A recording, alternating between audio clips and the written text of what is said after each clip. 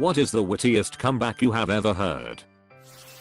Had a really witty teacher for my game design class. The vice principal hated him for whatever reason. One day we were all studiously working with our headphones on programming away, while our teacher was up front reading a book. Very available and approachable if we had any questions. Then the VP walks in the room. VP, Mr. Teacher, it has come to my attention that you have absolutely no control over this class. This is unacceptable.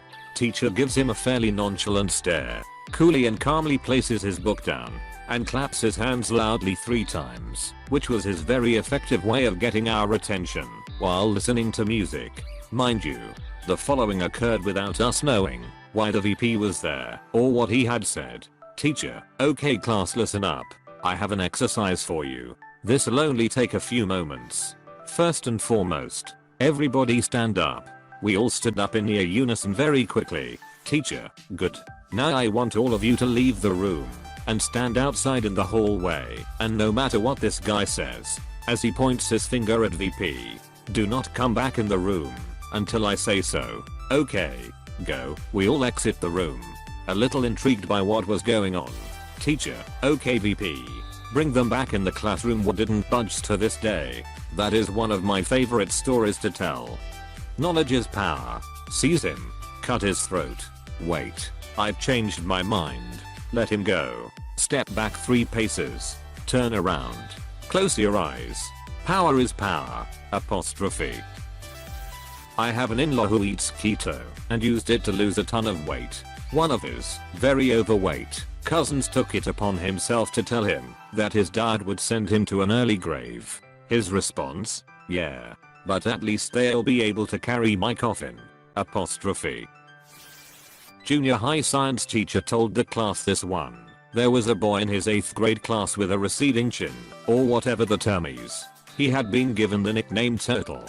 He spoke up in class one day about something, and a rather hefty girl said, "Oh shut up Turtle. Why don't you grow a chin?" A few seconds passed, and then Turtle replied, "Why don't you just give me one of yours?" One time my boss was up on stage for a meeting and was explaining some issues FedEx was facing with shipment times and that we'll need to adjust our shipping meters. So this one especially outspoken individual raised his hand and asked, "So UHH, like, when are things going to be like they should be?" To which my boss responded, "I don't know. When are you going to be like you were in your interview?" Whole place went nuts. Girl 1, I'm French Canadian, so I can drink a lot. Girl 2, I'm Irish, so I can drink more than you. Girl 1, yeah, but I can stop. Carl, an old pervert to a hot woman. Hey Girly, why don't you come sit on my lap and we'll talk about the first thing that comes up. Hot young lady to Carl, Carl, if I sit on your lap, the first thing to come up will be my lunch. Heard a good one about Muhammad Ali. When he was on a plane once, the stewardess politely asked him to put his seatbelt on, to which he said, "Superman don't need no seatbelt." "Superman don't need no plane," she replied. Background. In the army, in our company, there was a saying that is used by the trainers and officers. Suck that smile. Basically, if people are about to start laughing, or if they are smiling, they would yell, "Suck that smile. Suck it away. Suck it deep, so it goes into your gut and off your face." We had an AMA call one evening and all of a sudden a guy farts real loud. Everybody starts smiling and are about to burst, so naturally the trainers start yelling, "No laughing. Suck your smiles," etc. Then the officer doing the NAMA call walked to the guy who farted and was furious. The trainer yells, "Private, what happened?" And the guy answers with a perfect poker face, "Sir, I sucked too hard sir." Everybody including the trainers and the officer burst into a 2-minute laugh orchestra. My buddy and I were hanging out with a good looking girl. He had a new hat. She reached up, touched it, and asked is it felt. He responded, "It is now." He is far wittier than me. One time I did something somewhat stupid while working with my dad, so he called me an idiot. Me in response, "Well, you know what they say, like father like son." He looked me dead in the eye and said, "Whoever the duck that is." Reading through a fight between some friends of friends on FB. A girl says, "Taken but not appreciated in response to being given some advice about something. Someone responds with, "I didn't ask for the title of your autobiography." One of the only times I've audibly gasped at something I've read on the internet. How can you celebrate Christmas if you're not a Christian? How can you celebrate Valentine's Day when no one loves you? Good friend was a poor student, and in 8th grade the guidance counselor came up to him at lunch to scold him. "Counselor, what are you going to do if you don't graduate?" Friend, "I could always farm." Counselor, "You're probably not even smart enough to do that." Friend, "Well, I'll be a guidance counselor then." Apostrophe. A girl at work had to get glasses, and one of our regulars comes in and says, "Oh man, you should take those off, you look way better without them." And she goes, "Yeah, you look way better without them too." I thought that was pretty clever. Coworker called Lead. Lead was on speakerphone. Coworker notified us he's coming in for work a little late. They were trying to have a baby and his wife thought that day needed to be a day they tried based on her cycle and all that. Lead says, "Fine name. We don't mind you showing up 30 seconds late. Good luck." Crew died laughing. The one misspaced Tom gave a few years ago was pretty good. He defended Instagram or Twitter and someone replied with, says the guy who couldn't keep Misspace going. Which he follows up with, says the guy who sold Misspace in 2005 for $580 million while you slave away hoping for a half day off. When Sir Winton Trumbull was rambling on about some political mumbo jumbo, his opponent Gow Whitlam dropped this amazing piece of wordplay right out of thin air. "Trumbull, I'm a country member." Whitlam, "Oh, I remember."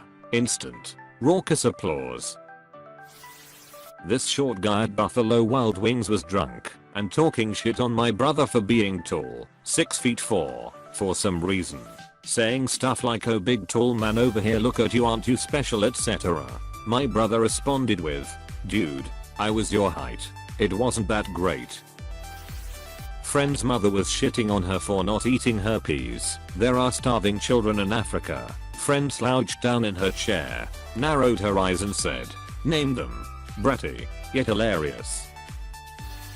I had a very witty teacher in high school. Definitely my favorite guy. One day in class a girl was making a big deal about having to use the restroom 2 minutes after class had started. So after arguing he finally let her go. She comes back to class 15 minutes later, disrupting the entire class by yelling, "Oh my god, you'll never guess what just happened in the hallway," and started going on about something stupid. Meanwhile my teacher is just staring at her for rudely interrupting his lecture and disrupting the class. She stops mid-sentence and says to the teacher, "Why are you staring at me?" And without missing a beat he replies, "Why do people go to the zoo?"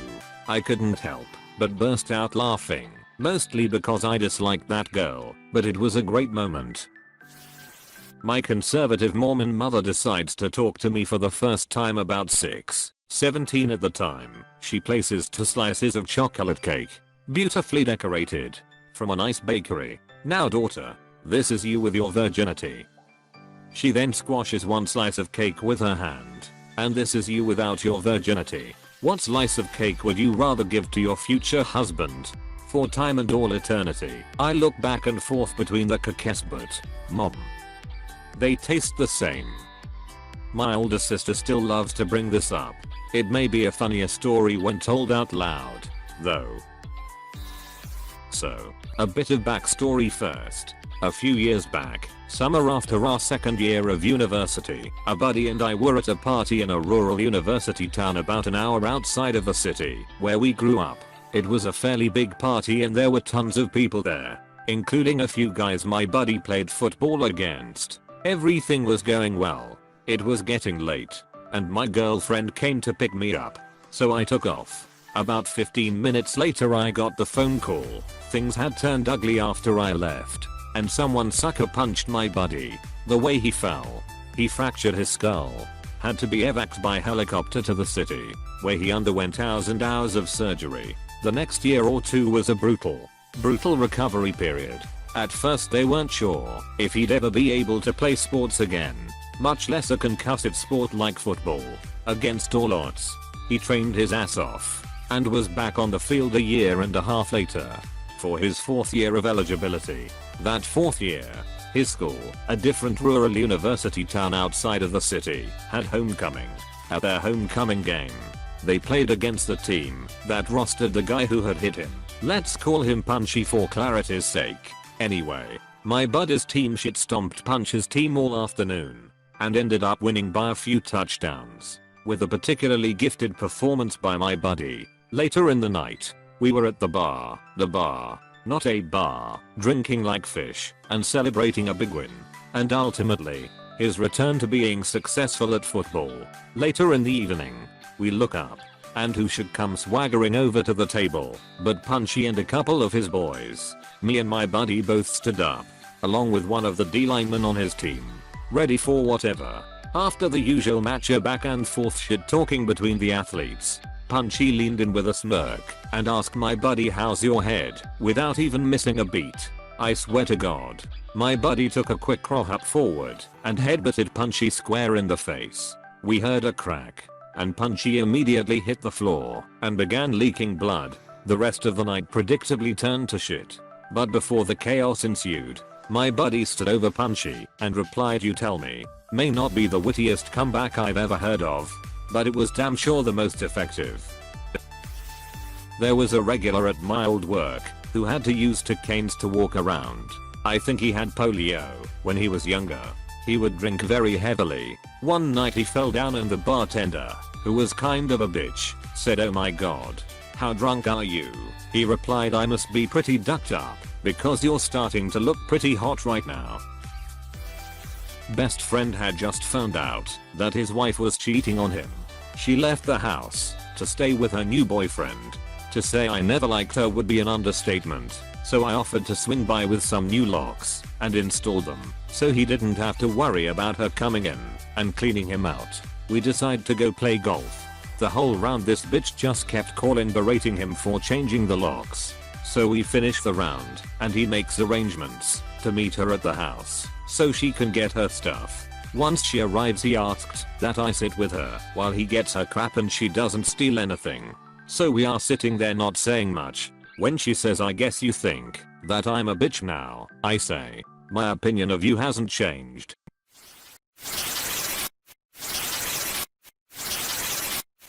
My fire team partner in the army. New sergeant, "Where are you from?" Private Brown, PTE Brown, "Red Deer, Alberta." New sergeant, "I heard there is nothing but steers and queers there." PTE Brown, "Where are you from?" Sergeant. New sergeant, "My mother's pussy." PTE Brown, "I'll have to visit sometime." Best football manager of all time, Brian Clough. I'm a Forest fan. Had plenty of awesome comebacks, but my favorite is one against him.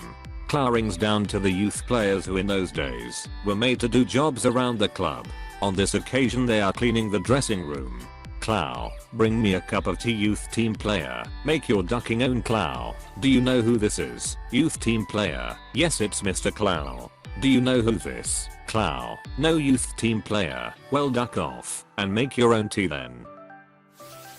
One of my friends was adopted when he was a baby. The family had a biological daughter around the same age. One day they were fighting, as most siblings do. She says to him, "Well, at least I wasn't adopted." My friend responded with, "Mom and Dad at least chose me. They got stuck with you." That shut her up for a while. When my brother and I were really young, 11 and 8, he called me gay. He didn't know what it meant. I probably didn't either, but it was a term that we used at the time to mean lame. Anyways, we were on a long road trip when he called me this. About 30 minutes later he started to complain about his butt hurting from the long ride, and without missing a beat, I said, "And you called me gay?" My dad had to pull the truck over because he was laughing so hard that he had tears coming out. Once asked a middle-aged woman to borrow her pen on the train. Me, "May I please borrow you pen?" "Ma'am." "Woman, excuse me, don't call me ma'am. Don't you know how offensive that is to say to a woman?" "Me, my apologies, sir." Apostrophe. Just read this in another thread in AskReddit. When someone says, "Oh, kids will be kids," or "boys will be boys," when their kids are acting up, just respond with, "Parents should be parents." One time my girlfriend asked me what I wanted to do. Being a rude animal. I said it starts with an F and ends with an uck. Without even looking up from her magazine she said find your lost hockey puck. Not the wittiest thing by itself, but it was quick. On the bus in middle school. This kid would always brag about really dumb shit and just say really stupid things. One day he says out of nowhere I definitely have the biggest dick on this bus and someone replied, but the one in your mouth doesn't count. Kind of an immature comeback, but I'm saving that one for whenever I hear someone say something like that. There was a story on Reddit a while back where this guy was asking his girlfriend's father permission to marry her. The dad was giving him a hard time about it, and he said, "Sir, I'm not asking to become a member of your family. I'm asking if you'd like to be a part of ours." Apostrophe. I was at a bar when a guy said to a stranger, "You know, smoking kills." The stranger replies, "You know my grandma lived to the age 101. Guy goes smoking. Stranger immediately replies with minding her own ducking business. Apostrophe. Mexican coworker is giving shit to an old white coworker. White coworker tries to insult Mexican and Mexican proceeds to say no English. White dude snaps and yells, "Of course you don't speak English. That's why you have this shitty job."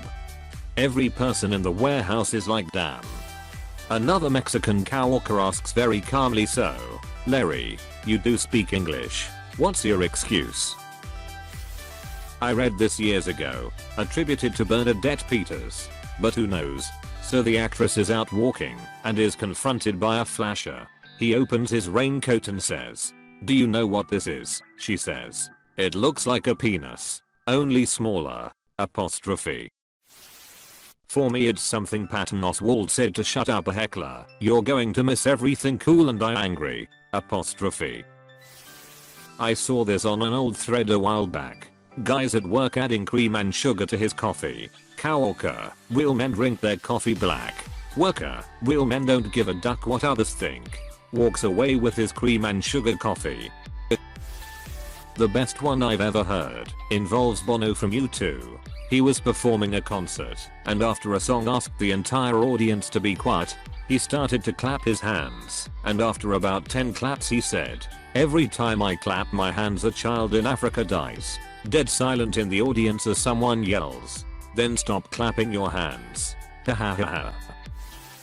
Was working with a friend and I sneak up behind him and whisper, "I'm going to stick my dick in your ear." He turns and replies with a deadpan face, "Just don't give me hearing aids," and I lost it.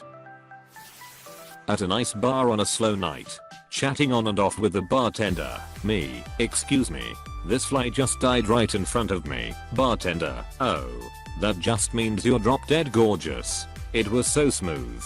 Even he was taken aback by how quickly he came up with it. We could not stop laughing about it all night. Saw this in another post. I worked in a construction site, and there's a lot of friendly banter. Anyway, there was a song playing which had moans at the beginning. So I said to my friend, who we will call Richard, "Hey, Rich, your wife is here." He laughed a little, proceeded to spread powder on the ground with a smug smile, while looking at me. "Hey, your mom is here. She wants to see you. My mother had died and been cremated 2 months prior." From a skit on a show I can't remember, ATM, a couple of frat boys pull up to a house with 2 guys sitting outside wearing mechanics outfits. Cute Onishi. "Does it come in men's?" "Oh, I think you've come in enough men for all of us." I once had this roommate. He liked to talk a lot of crap, but he was a good guy. He had 2 PowerPoints located at his bed. When my friend and I wanted to use them, he jokingly told us only 1 PowerPoint can be used at a time. One has to be switched on while the other has to be switched off at any time.